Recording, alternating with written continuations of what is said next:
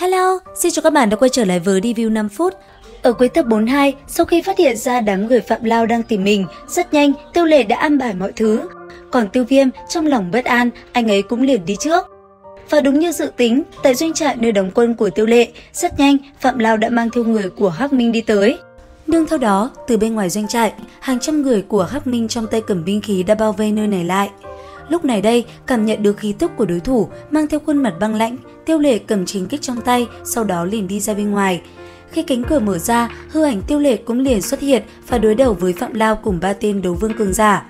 Lúc này đây, vừa gặp nhau, sau vài lời võ mồm qua lại, ngay lập tức hai bên đã động thủ, thân hình như tia chớp, 3 tên đấu vương đã liền lao về phía trước. Ở phía đối diện, cầm chính kích trong tay, Tiêu Lệ rất nhanh cũng liền phóng người lên đón đánh công kích tới từ 3 gã đấu vương liên thủ. Trong màn đêm, 4 đạo thân ảnh giao chiến vô cùng ác liệt, ở giữa không trung, từng tiếng len keng cũng không ngừng vang lên. Cuối cùng, sau một hồi chiến đấu, nhanh chóng ngưng tụ lực lượng, Tiêu Lệ cùng 3 gã đấu vương đồng thời tung ra một đòn, dồn toàn lực về phía đối thủ của mình. Trong khoảnh khắc va chạm, một tiếng nổ ầm vang, thân thể của Tiêu Lệ liền bị chấn bay xuống phía dưới. Thế nhưng, ngay khi Tiêu Lệ còn chưa kịp ổn định lại, thì ở phía xa, thủ chảo có màu đỏ như máu của Phạm Lao đã liền phóng tới. Trong khoảnh khắc đánh tới người, Tiêu Lệ bị công kích nặng nề đánh trúng, thân thể liền bị chấn bay xuống mặt đất, văng ra xa hàng chục mét. Thế nhưng, sau một đòn đó, khi Tiêu Lệ còn chưa kịp đứng lên, thì ở phía xa, chính kích ấy đã liền phóng tới và xuyên qua bả vai, làm anh ấy bị thương nặng. Lúc này, trong khoảnh khắc sinh tử, cố gắng chịu đựng, cầm chính kích nhổ ra khỏi vai mình, Tiêu Lệ liền đứng lên đối mặt với kẻ thù. Còn Phạm Lao mang theo bộ dáng ác độc, nhìn Tiêu Lệ, hắn ta quát lớn, sau đó nói dứt lời, thanh huyết mâu trên tay hắn đã liền xuất hiện. Cầm huyết mâu trong tay, hắn ta liền phóng thẳng nó về phía Tiêu Lệ. Lúc này đây, đối diện với trường thương phóng tới đoạt mạng mình, Tiêu Lệ dường như vô lực, hai mắt nhắm lại, thanh âm thều thào vang lên nói: "Tam đệ, nhị ca vô năng, ngay cả một cái đệm lưng cũng không thể thay ngươi kéo xuống." Lời nói chấm dứt, hai mắt Tiêu Lệ cũng liền nhắm lại. Thế nhưng, cũng đúng vào lúc đó, đột nhiên xuất hiện một đạo công kích đánh văng huyết mâu ra xa. Trên quyến chuyện này, Phạm Lao vô cùng kinh ngạc, sau đó hắn ta liền gần giọng nói: "Là ai dám ngăn cản Hắc Minh ta, xuất hiện đi." Nghe vậy, Tiêu Viêm khẽ nhếch miệng, âm thanh vang vọng cười đáp: "Phạm tông chủ, 2 năm không gặp, nhìn ngươi càng ngày càng uy phong a." Nương theo lời nói chấm dứt, thân ảnh của Tiêu Viêm cũng liền xuất hiện chắn trước người Tiêu Lệ. Thấy vậy, Tiêu Lệ có chút kinh ngạc. Còn Phạm Lao, hắn ta cũng giật mình, sau đó nhìn Tiêu Viêm gần giọng nói: "Tiêu Viêm, người vẫn còn sống, có khả năng sao?" Nghe vậy, Tiêu Viêm cười đáp: "Ta còn sống, ngươi thấy thất vọng lắm sao?" Nói dứt lời, Tiêu Viêm liền quay người về phía Tiêu Lệ nói: "Nhị ca, đợi ta lấy mạng đám người này, sau đó sẽ cùng ngươi nói chuyện. Ngươi trước tiên hãy dưỡng thương đi." Nói dứt lời, Tiêu Viêm liền xoay người lại, sau đó nhìn về phía Phạm Lao quát lớn nói: "Phạm Lao tông chủ, hôm nay ngươi để cái mạng già lại đây đi." Lời nói vừa dứt, trên tay Tiêu Viêm, huyền trọng xích cũng liền vung ra. Đối diện với nó, Phạm Lao sợ hãi, ngay lập tức hắn ta cũng liền kêu gọi 3 tên đấu vương cùng mình hợp lực, và tất nhiên 3 tên kia cũng phải đồng ý. Nên theo đó, từ trên người hai bên, đấu khí hùng hồn đã liền tỏa ra bao phủ nơi này lại. Thế nhưng, trong khoảnh khắc hai bên định lao vào nhau, thì từ trong khe hở hư không, thân ảnh Mỹ Đỗ Toa lại đột nhiên xuất hiện. Ngay lập tức, sự xuất hiện của nàng đã làm hai bên phải ngừng lại. Tuy vậy, lần chiến đấu sinh tử này, Tiêu Viêm không cho phép ai cản lại mình. Bởi vậy, Tiêu Viêm liền gằn giọng hướng về phía Mỹ Đỗ Toa nói: "Mỹ Đỗ Toa, chuyện của chúng ta để sau giải quyết.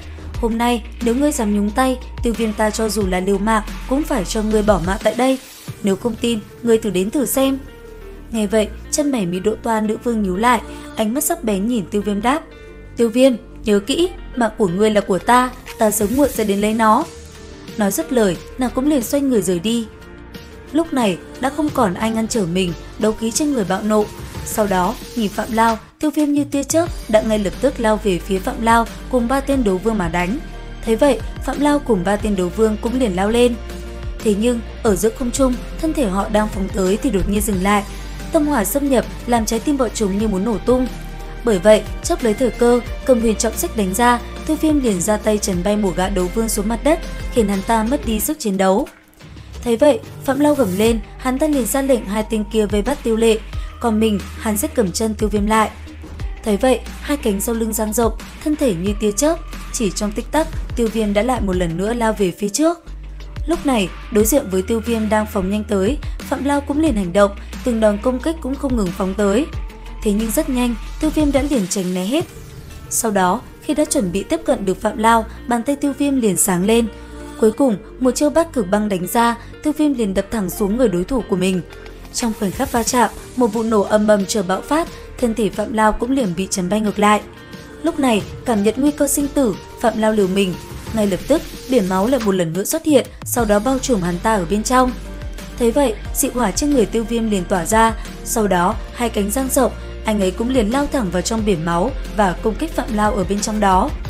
Tuy nhiên, trong lúc Tiêu Viêm tấn công Phạm Lao vô cùng mãnh liệt, thì ở phía xa, Tiêu Lệ lại bị hai gã đấu vương kia âm thầm vây công. Nhất thời, hai đòn công kích cực kỳ mạnh mẽ đánh ra, trong khoảnh khắc ngắn ngủi đó, nó đã liền bay thẳng về phía Tiêu Lệ. Lúc này, trước nguy cơ sinh tử của Tiêu Lệ, Tiêu Viêm định đi ứng cứu thì đột nhiên, thân ảnh của Tử Nghiên cùng Lâm Diễm xuất hiện và tan đi hai đòn công kích của hai gã đấu vương cường giả. Sau đó nhìn Tiêu Viêm, Lâm Diễm khoái chí cười nói: "Ha ha, Tiêu Viêm, người giải quyết lão già kia đi sao? Hai người này để cho ta và Tử Nghiên là được rồi." Nghe vậy, Tiêu Viêm liền gật đầu đồng ý, sau đó quay người lại, nhìn Phạm Lao, Tiêu Viêm gằn giọng quát: "Phạm Lao, người đang rất vui vẻ sao?" Ở phía đối diện, Phạm Lao chứng kiến chuyện này, hắn ta có chút bất ngờ. Ngay lập tức, hắn ta liền nhìn xuống phía dưới quát: "Lấy mạng tất cả người trong sơn trại cho ta." Nương theo lời nói chấm dứt, đám người đang bao vây sơn trại rất nhanh đã cầm vũ khí và lao lên tấn công. Thế nhưng, ngay khi đám người kia hành động thì đột nhiên trong màn đêm, rất nhiều đạo thân ảnh đã liền bay ra, sau đó cùng bọn họ đối chiến.